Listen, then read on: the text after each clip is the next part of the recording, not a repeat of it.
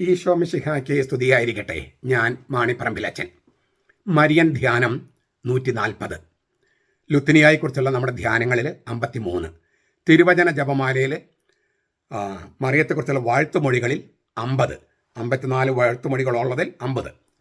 അമലോത്ഭവയായ രാജ്ഞി, queen, conceived without original sin, റെജീന സിനെ ലാബെ ഒറിജിനാലി കൊൺസെപ്റ്റ, റെജീന സിനെ ലാബെ ഒറിജിനാലി കൊൺസെപ്റ്റ. 1843 ഇത് കൂട്ടിച്ചേർത്തത്. 1843. മറിയം അമലോത്ഭവയാണെന്ന്, അതായത് പാപരഹിതയായി അവളുടെ അമ്മയുടെ ഉദരത്തിൽ രൂപം കൊണ്ടുവന്ന് ഉത്ഭവിച്ചുവെന്നും ജീവിതകാലം മുഴുവൻ പാപരഹിതയായി തുടർന്ന് ജീവിച്ചുവെന്നും കത്തോലിക്കരും ഓർത്തഡോക്സ് സഭകളും വിശ്വസിക്കുന്നു. അതിന് തിരുവചനങ്ങളിൽ തെളിവുകളുണ്ടോ? എല്ലാ മനുഷ്യരും പാപികളാണെന്നും ദൈവ മഹത്വത്തിന് അയോഗ്യരായെന്നും തിരുവചനം പറയുന്നുണ്ടല്ലോ. റോമാലേഖനം 3:23. മാത്രമല്ല, എൻ്റെ രക്ഷകനായ ദൈവത്തിൽ ഞാൻ ആനന്ദിക്കുന്നു എന്ന് മറിയം തന്നെ പറയുന്നു. ലൂക്കാസിൻ്റെ സുവിശേഷം 1-ാമത്തെ അധ്യായം മറിയത്തിൻ്റെ സ്തോത്രഗീതത്തിൽ. പാപികൾക്കല്ലേ രക്ഷകൻ ആവശ്യമുള്ളത്? അപ്പോൾ മറിയം രക്ഷകനായ ദൈവത്തിൽ ആനന്ദിക്കുന്നു പറയുമ്പോൾ മറിയത്തിന് രക്ഷകൻ വേണമെന്നല്ലേ? അപ്പോൾ അവൾ അമലോത്ഭവയായി ജനിച്ചുവെന്നും ജീവിച്ചുവെന്നും എങ്ങനെ പറയാൻ പറ്റും? മറിയമാണ് ദൈവത്തിൻ്റെ രക്ഷകൻ, ആ കാര്യത്തിൽ ഒരു സംശയവുമില്ല. പക്ഷേ ദൈവം മറിയത്തെ രക്ഷിച്ചത് എങ്ങനെ, എപ്പോൾ? അതിന് കത്തോലിക്കർ നൽകുന്ന ഉത്തരം ഇതാണ്: അവൾ അവളുടെ അമ്മയുടെ ഉദരത്തിൽ ഉരുവായ നിമിഷം മുതൽ അവളെ പാപത്തിൽ നിന്ന് മാറ്റി നിർത്തിക്കൊണ്ട്. അപ്പോൾ മറിയത്തിന് രക്ഷകൻ വേണം, അവൾ രക്ഷിക്കപ്പെട്ടവളാണ്. പക്ഷേ രക്ഷിച്ചത് എങ്ങനെ, എപ്പോൾ? കത്തോലിക്കരുടെ ഉത്തരം ഇതാണ്. സ്വാഭാവികമായിട്ട് നമുക്കൊരു ചോദ്യമുണ്ട്: ബൈബിളിൽ തെളിവുണ്ടോ? ഉണ്ട്, ധാരാളം. ചിലത് മാത്രം അവർ ചൂണ്ടിക്കാണിക്കുകയാണ്. ദൈവം ആദ്യ സർപ്പത്തോട് പറഞ്ഞു, നീയും സ്ത്രീയും തമ്മിലും നിന്റെ സന്തതിയും അവളുടെ സന്തതിയും തമ്മിലും ഞാൻ ശത്രുത ഉളവാക്കും. അവൻ നിന്റെ തല തകർത്ത് ചതച്ചരയ്ക്കും, നിനക്ക് അവൻ്റെ കുതികാൽ പരിക്കേൽപ്പിക്കാനേ കഴിയൂ. ഉൽപ്പത്തി 3:15. നോക്ക്, അതൊന്നുകൂടി ആ വചനം നിങ്ങൾ പല പ്രാവശ്യം കേൾക്കുക. സ്ത്രീയുടെ സന്തതി മാത്രമല്ല, സ്ത്രീയും പിശാചുമായി ശത്രുതയിലാണ്. നീയും സ്ത്രീയും തമ്മിലും നിന്റെ സന്തതിയും അവളുടെ സന്തതിയും തമ്മിൽ ഞാൻ ശത്രുത ഉളവാക്കും. അപ്പോൾ സ്ത്രീയുടെ സന്തതി മാത്രമല്ല പിശാചുമായി ശത്രുതയിൽ, സ്ത്രീയുമാണ്. സ്ത്രീയുടെ സന്തതിയായ മിശിക മാത്രമല്ല, മിശികയുടെ അമ്മയായ സ്ത്രീയും മറിയവും പിശാചുമായി ശത്രുതയിലാണ്, ചങ്ങാത്തത്തിലല്ല. ഇത് മറിയത്തെക്കുറിച്ചുള്ള അവളുടെ ജീവിതത്തെക്കുറിച്ചുള്ള ഏറ്റവും പ്രധാനപ്പെട്ട പ്രവചനങ്ങളിൽ ഒന്നാണ്. മറിയത്തെക്കുറിച്ചുള്ള പ്രവചനമാണ് 1. 2, യോഹന്നാനുടെ വെളിപാടിൽ നാം ഇങ്ങനെ കാണുന്നു: പിശാച് എന്ന ഉഗ്രസർപ്പം സകല ജനതകളെയും ഇരുമ്പുകൾ കൊണ്ട് മേയിക്കാനുള്ള മിശികായെ പ്രസവിച്ച സ്ത്രീയുടെ മുമ്പിൽ നിന്നു. എന്നാൽ ദൈവം അവളെ ഉഗ്രസർപ്പത്തിൽ നിന്ന് രക്ഷിച്ചു. മിശികായെ പ്രസവിച്ച സ്ത്രീ മറിയമാണ് എന്ന കാര്യത്തിൽ തർക്കമില്ലല്ലോ. സകല ജനതകളെയും ഇരുമ്പുകോൽ കൊണ്ട് മേയിക്കാനുള്ള മിശികായെ, അങ്ങനെ അവിടെ എഴുതിയിരിക്കുന്നത്. ആ മിശികായെ പ്രസവിച്ച സ്ത്രീ മറിയമല്ലേ? ആ മറിയത്തെ പിശാചുമായുള്ള പോരാട്ടത്തിൽ ദൈവം രക്ഷിച്ചുവെന്നല്ലേ ഈ തിരുവചനം പറയുന്നത്? അതായത് മറിയം പിശാചിന്റെ പ്രലോഭനങ്ങൾക്ക് കീഴ്പ്പെട്ടില്ല, പാപം ചെയ്തുമില്ല. അതിനാൽ സൂര്യനെ ഉടയാടയായി അവൾ അണിഞ്ഞിരിക്കുന്നു. വെളിപാട് 12:1. 3. മൂന്നാമത്തതും ഏറ്റവും ശക്തവുമായ തിരുവചന സാക്ഷ്യമാണ് ലൂക്കാസ് നൽകുന്നത്. ഈ മംഗളവാർത്തയിൽ ഗബ്രിയേൽ മാലഖ വരുന്ന രംഗത്ത് ലൂക്കാസിന് സുവിശേഷം 1:26-38. ദൈവം വച്ച ഗബ്രിയേൽ മാലഖ മറിയത്തിൻ്റെ അടുക്കലേക്ക് വരികയാണ്, പ്രത്യക്ഷപ്പെടുകയല്ല. മറിയത്തിനടുക്ക് വരികയാണ്.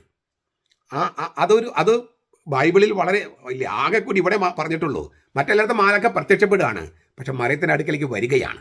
2, ഇങ്ങനെയുള്ള ദിവ്യ വെളിപാടുകളുടെ രംഗത്ത് മാലഖ ആളുടെ പേര് വിളിച്ചാണ്, അഭിസംബോധന ചെയ്തിട്ടാണ് സന്ദേശം കൈമാറുക. ഇവിടെ മറിയത്തെ പേര് ചൊല്ലിയല്ല വിളിക്കുന്നത്, ഹൈറെ കെഹരിത്തോമനെ എന്നാണ്. മറിയത്തിൻ്റെ പേര് മാറ്റിയതുപോലെയാണ്. അവളുടെ ഇപ്പോഴത്തെ പേര് കെഹരിത്തോമനെ എന്നാണ്. കെഹരിത്തോമനെ എന്ന് വെച്ചാൽ എന്താ അർത്ഥം? കൃപയിൽ സൃഷ്ടിക്കപ്പെട്ടവളെ എന്നാണ് വാക്കിനർത്ഥം. നമ്മൾ കൃപയുടെ നിറവുള്ളവളെ, നന്മ നിറഞ്ഞ മറിയമേ എന്നൊക്കെ തർജ്ജമ ചെയ്യണേ, അതൊന്നും പോരാ. കൃപയിൽ സൃഷ്ടിക്കപ്പെട്ടവളെ എന്നാണ് ശരിക്കും അതിൻ്റെ തർജ്ജമ. ചുരുങ്ങിയ പക്ഷം കൃപയുടെ നിറവുള്ളവളെ എന്നെങ്കിലും വേണം, മിനിമം. അത് പോരാ, കൃപയിൽ സൃഷ്ടിക്കപ്പെട്ടവളെ എന്ന് തന്നെ വേണം. ഈ കെഹരിത്തോമനെ, മാലാഖയുടെ സ്വർഗത്തിൻ്റെ ഭാഷയാണത്. കെഹരിത്തോമനെ ദൈവം മറിയത്തെ കാണുന്നത് സ്വർഗം മറിയത്തെ എങ്ങനെയാണ് കാണുന്നതെന്ന് ഈ വാക്കിലൂടെ ആവിഷ്കരിച്ചിരിക്കുകയാണ് ഗബ്രിയേൽ മാലാഖ. സ്വർഗത്തിൻ്റെ ഭാഷയാണ്. അപ്പോൾ ദൈവം എങ്ങനെയാണ് മറിയത്തെ കാണുന്നത്? സ്വർഗീയ ഭാഷയായതുകൊണ്ടാണ് നമുക്ക് മനുഷ്യരുടെ ഭാഷയിൽ ആവിഷ്കരിക്കാൻ പ്രയാസമായിരിക്കുന്നത്. കൃപ നിറഞ്ഞവൾ എന്ന് മാത്രമാണ് ഉദ്ദേശിച്ചിരുന്നെങ്കിൽ കഹരിത്തോമൻ എന്നല്ല ഗബ്രിയേൽ പറയുക, പ്ലേരിസ് ഹാരിത്തോസ് എന്നാണ്. കൃപ നിറഞ്ഞവൻ എന്ന് എസ്തപ്പാനസിനെ കുറിച്ച് പറയുന്നുണ്ട് സ്ലീഹന്മാരുടെ നടപടി 6:8. അവിടെ ഉപയോഗിച്ചിരിക്കുന്ന വാക്ക് പ്ലേരിസ് ഹാരിത്തോസ് എന്നാണ്. കൃപ നിറഞ്ഞവൻ അതാര്? എസ്തപ്പാനോസ്. ആ വാക്കല്ല ഇവിടെ ഉപയോഗിച്ചത്, കഹരിത്തോമൻ എന്നാണ്. അപ്പോൾ കൃപ നിറഞ്ഞവൾ എന്നായിരുന്നെങ്കിൽ പ്ലേരിസ് ഹാരിത്തോസ് ഉപയോഗിച്ചേനെ. അതിന് പകരം കഹരിത്തോമൻ എന്ന് ഉപയോഗിച്ചിരിക്കുന്നു. കൃപ നിറഞ്ഞവൾ, കൃപ ലഭിച്ചവൾ എന്നതിനേക്കാൾ ആഴമുണ്ട് കഹരിത്തോമൻ എന്ന വാക്കിന്. ഈ വാക്ക് ബൈബിളിൽ ഇവിടെ മാത്രമാണ് ഉപയോഗിച്ചിരിക്കുന്നത്. അതാകട്ടെ അത് മറിയത്തെക്കുറിച്ചാണ്. രക്ഷാചരിത്രത്തിൽ ഇതപരിതം ഉണ്ടായിട്ടില്ലാത്തതും ഇനിയൊട്ട് ഉണ്ടാകില്ലാത്തതുമായ ഒരു റോളാണ് മറിയം ഏറ്റെടുക്കുന്നത്. ദൈവം തന്നെയായ ലോഗോസിനെ ഗർഭം ധരിച്ച് മാംസം കൊടുത്ത് ഗർഭത്തിൽ കൊണ്ടു നടന്ന് ആ കൊച്ചിന് വേണ്ടതെല്ലാം കൊടുത്ത് പ്രസവിച്ച് മുലയൂട്ടി വളർത്തുക. പെന്തക്കോസ്തക്കാരും ദൈവസഭക്കാരും പറയുന്ന പോലെ ഒരു റോക്കറ്റ് അല്ല മറിയം. സ്വർഗത്തിൽ റോക്കറ്റിലൂടെയല്ല ദൈവം വന്നത്. മറിയം എന്ന സ്ത്രീയില് കുഞ്ഞായി ഉരുവായി ഗർഭത്തിൽ 10 മാസം കിടന്ന് 250 ദിവസം കിടന്ന് ആ അമ്മയുടെ വികാര വിചാരങ്ങളെല്ലാം ഉൾക്കൊണ്ട് അവളാൽ പ്രസവിക്കപ്പെട്ട് ജനിപ്പിക്കപ്പെട്ട് അവളുടെ മുല കുടിച്ച് വളർന്ന കുഞ്ഞാണ് യേശു ക്രിസ്തു. ഇതൊക്കെ നിഷേധിക്കുന്ന പെന്തക്കോസ്തക്കാർ ക്രിസ്ത്യാനികളെ അല്ല. പിന്നെയല്ലേ ഈ കത്തോലിക്കെന്നൊക്കെ പറയണേ. ക്രിസ്ത്യാനികളല്ല അവർ ബൈബിളിലെ വചനം തെറ്റായി പലയിടത്തും പോയി പ്രസംഗിക്കുന്നുണ്ടാവും. അത് പക്ഷെ കാര്യമില്ല. അതുകൊണ്ട് കാര്യമില്ല.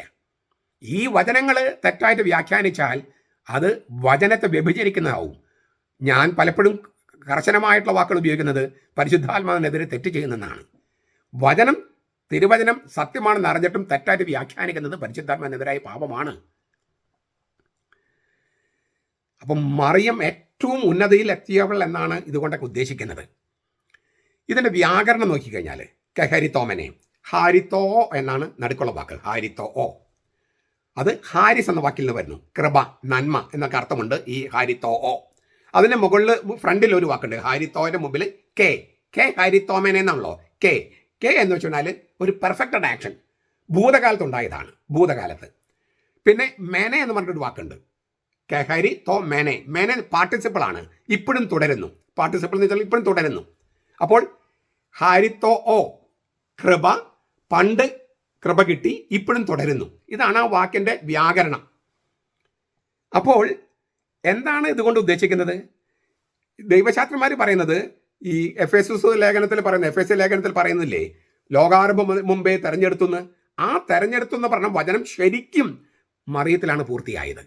മറിയത്തിൽ ഒരു സിംഗുലർ ഗ്രേസ്, അതായത് അവൾക്ക് മുൻപോ അവൾക്ക് ശേഷമോ ഇല്ലാതെ, അതാണ് സിംഗുലർ എന്ന് പറയണേ ഇല്ലേ. ഇതപരിധം ഉണ്ടാകാത്തതും ഉണ്ടായിട്ടില്ലാത്തതും ഉണ്ടാകാത്തതുമായ അങ്ങനൊരു ഗ്രേസ് കൊണ്ട് മറിയത്തെ സൃഷ്ടിച്ചിരിക്കുകയാണ്. കൃപയിൽ ദൈവം സൃഷ്ടിച്ചിരിക്കുകയാണ്. ഹാരിത്തോ എന്നുള്ളത് അതിൽ നിന്ന് ഉത്ഭവിക്കുന്ന ഈ വാക്കാണ്. ഹാരിത്തോ എന്നുള്ള ക്രിയാരൂപം അതിൽ നിന്ന് ഉത്ഭവിക്കുന്നതാണ് ഹാരിസ്, കൃപ. അപ്പോൾ അങ്ങനെയുള്ള വാക്കുകൾക്ക് സൃഷ്ടിക്കപ്പെട്ടു എന്നുള്ള അർത്ഥമാണുള്ളത്. അതുകൊണ്ടാണ് ഞാൻ പറഞ്ഞത് കൃപയിൽ സൃഷ്ടിക്കപ്പെട്ടവളെ എന്ന് പറയണം. കൃപയിൽ സൃഷ്ടിക്കപ്പെട്ടവളെ. അപ്പോൾ പണ്ട് കൃപയിൽ സൃഷ്ടിക്കപ്പെട്ടു, ഇപ്പോഴും കൃപയിൽ തുടരുന്നു. അപ്പോൾ എങ്ങനെ തർജ്ജമ ചെയ്യുക? ഞാൻ പറഞ്ഞല്ലോ, സ്വർഗത്തിൻ്റെ ഭാഷയെ അതൊന്നും തർജ്ജമ ചെയ്യാൻ പറ്റില്ല. നമുക്കൊന്ന് ട്രൈ ചെയ്യാം. ഞാനൊന്ന് പറയാം. ലോകാരംഭം മുതൽ ദൈവകൃപയുടെ നിറവിൽ സൃഷ്ടിക്കപ്പെട്ടവളെ. ലോകാരംഭം മുതൽ ദൈവകൃപയുടെ നിറവിൽ സൃഷ്ടിക്കപ്പെട്ടുകൊണ്ടിരിക്കുന്നവളെ. അത് കുറച്ചുകൂടി കറക്റ്റ്. അങ്ങനെയാണ് ഗബ്രിയേൽ മാലാഖ പറഞ്ഞത്. അതുകൊണ്ട് കഹരിത്തോമനെ എന്ന് നമ്മൾ പറയുന്നത്. അറബിയിൽ ഷാലോം ഇല്ലേ എന്നുള്ള വാക്കാണ് ഉപയോഗിക്കുന്നത്. അറബിയിൽ അത് ഉപയോഗിക്കുമ്പോൾ എന്താണ് വരിക? നമ്മുടെ മുസ്ലിം സഹോദരന്മാർ പരസ്പരം കൈമാറുന്ന അഭിവാദനം ഉണ്ടല്ലോ, ആ അർത്ഥമാണ്, ഷാലോം തന്നെയാണ്. പക്ഷെ അത് പഴയ നിയമത്തിൻ്റെ ഭാഷയാണ് ഷാലോം. പക്ഷേ പുതിയ നിയമത്തിൽ ഹൈറ എന്നാണ് ഉപയോഗിച്ചത്, ആനന്ദിച്ചാലും. അപ്പോൾ ഈ നമ്മൾ സ്വസ്തി എന്ന് തർജ്ജമ ചെയ്യണം. ഷാലോമും പിന്നെ ആനന്ദിച്ചാലും പിന്നെ ഞാൻ ഈ പറഞ്ഞ എല്ലാ സംഗതികളും കൂട്ടിച്ചേർത്തിട്ടാണ് നമ്മൾ സ്വസ്തി എന്ന വാക്ക് ഉപയോഗിക്കുന്നത്. സ്വസ്തി എന്ന വാക്കിന് വെൽക്കം എന്നാണ് അർത്ഥം. വെൽക്കം.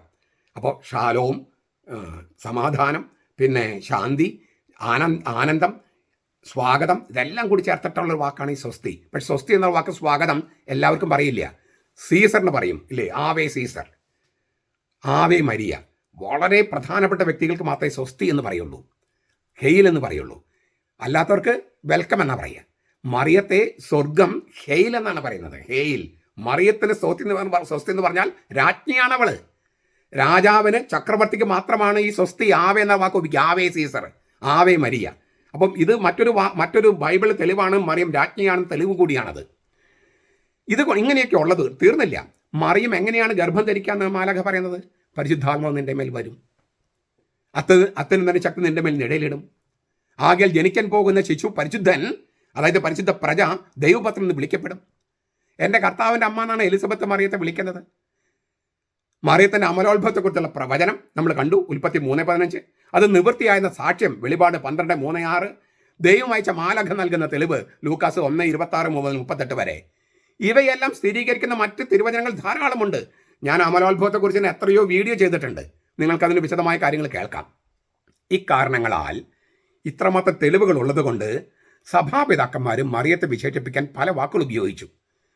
ഒന്ന് ഇങ്ങനെയാണ്: എല്ലാ തരത്തിലും പരിശുദ്ധ, ഇൻ എവറി റെസ്പെക്ട് ഹോളി. എല്ലാ കാര്യത്തിലും കറയില്ലാത്തവൾ, ഇൻ ഓൾ തിങ്സ് അൺസ്റ്റെയിൻഡ്. അത്യുന്നത നിഷ്കളങ്ക, സൂപ്പർ ഇന്നസെന്റ്. സമാനതകളില്ലാത്ത പരിശുദ്ധ, സിംഗുലർലി ഹോളി. ചില സഭാപിതാക്കന്മാർ മറിയത്തെ വിശേഷിപ്പിച്ചത് ശപിക്കപ്പെടുന്നതിന് മുമ്പുള്ള ഭൂമി എന്നാണ്. The earth before it was accursed. പാപം ചെയ്യുന്നതിന് മുമ്പുള്ള ഹവ്വ എന്നും ഒരു വിശേഷമുണ്ട്. Eve before the fall. ഹവ്വയുടെ അനുസരണക്കേടുണ്ടാക്കിയ കെട്ട് അഴിച്ചത് മറിയത്തിന്റെ അനുസരണമാണ് എന്ന് സഭാപിതാവായ ഇരണേവസ് പാഷാണ്ഡതകൾക്കെതിരെ എന്നുള്ള ആ രചനയിൽ 3:22 പറയുന്നുണ്ട്. ആഗസ്റ്റിനോസ് പറഞ്ഞത് ദൈവമാതാവിനെ സംബന്ധിച്ച് പറയുമ്പോൾ ഒരു തരത്തിലുള്ള പാപത്തെക്കുറിച്ചുള്ള ചോദ്യവും ഞാൻ അനുവദിക്കുകയില്ല എന്നാണ്. ഏത് തരത്തിലുള്ള പാപവും, ഉത്ഭവപാപമാകട്ടെ വ്യക്തിപരമായി കർമ്മപാപമാകട്ടെ, മറികടക്കാനുള്ള ദൈവകൃപ മറിയത്തിനുണ്ടായിരുന്നു. പൗരസ്ത്യ സഭാപിതാക്കന്മാർ അവളെ സർവം വിശുദ്ധ എന്നാണ് വിളിക്കുന്നത്. ഓൾ ഹോളി, പനാഗിയ, ദ ഓൾ ഹോളി. കത്തോലിക്ക സഭയുടെ മതപാനം 493 ഇതൊക്കെ കാണാം. ഈ തിരുവചനങ്ങളിൽ നിന്നാണ് സഭ മറിയത്തിന് അമലോത്ഭവം എന്ന വിശ്വാസ സത്യത്തിലേക്ക് വരുന്നത്. തിരുവചനങ്ങളെക്കുറിച്ചുള്ള ധ്യാനത്തിൽ നിന്നാണ് ഡോക്മയുണ്ടാകുന്നത്. അങ്ങനെ 1843 ഈ വാഴ്ത്തുമൊഴി കൂട്ടിച്ചേർത്തെങ്കിലും 1854 അവർണ്ണനീയമായ ദൈവം ഇന്നെഫാബിലിസ് ദേവുസ് എന്ന ചാക്രിക ലേഖനത്തിലൂടെ 12ാം പിയൂസ് മാർപ്പാപ്പ മറിയം അമലോത്ഭവയാണെന്ന സത്യം ഔദ്യോഗികമായി പഠിപ്പിച്ചതും പ്രഖ്യാപിച്ചതും. മറിയം അമലോത്ഭവയാണെന്ന് തിരുവചനത്തിൽ പറഞ്ഞിട്ടുണ്ട്. പക്ഷെ നമ്മൾ തിരിച്ചറിയാൻ, പരിശുദ്ധാത്മാവിൻ്റെ കൃപയിൽ തിരിച്ചറിയാൻ കുറേ സമയമെടുത്തു. പറഞ്ഞിട്ടുണ്ട്. ആ ഡോക്മയായിട്ട് പ്രഖ്യാപിച്ചത് 1854 മറിയം അമലോത്ഭവയാണെന്ന് തിരുവചനത്തിലുണ്ട്.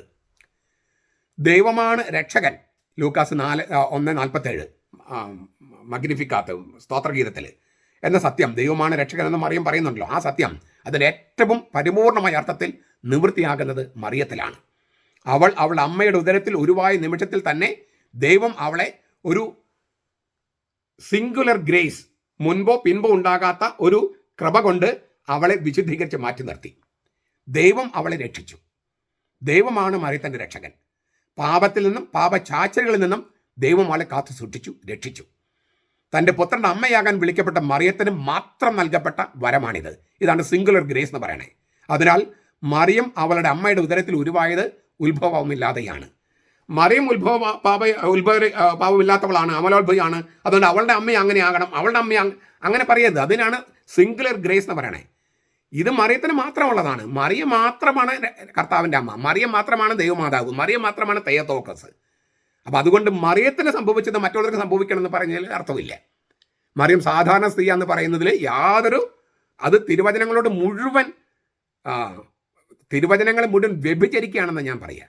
മറിയം സാധാരണ സ്ത്രീയാണ്, പാപിയാണെന്നൊക്കെ ഈ പെന്തക്കോസ്താർ പറഞ്ഞ് നടക്കുമ്പോൾ മഹാപാപമാണ്, മഹാ അപരാധമാണ് അവർ ചെയ്യുന്നത്. തിരുവചനങ്ങളോട് ചെയ്യുന്ന മഹാ അപരാധം അതവർ ചെയ്യാതിരിക്കട്ടെ. മറിയം തന്നെ അവരോട് പൊറുക്കട്ടെ. ദൈവം അവരോട് പൊറുക്കാൻ മറിയം തന്നെ പ്രാർത്ഥിക്കട്ടെ. നമ്മുടെ കർത്താവ് ഈശോ മിശിഹായുടെ കൃപയും പിതാവായ ദൈവത്തിൻ്റെ സ്നേഹവും പരിശുദ്ധാത്മാവിൻ്റെ സഹവാസവും നാം എല്ലാവരോടും കൂടി ഉണ്ടായിരിക്കട്ടെ, ഇപ്പോഴും എപ്പോഴും എന്നേക്കും. ആമേൻ.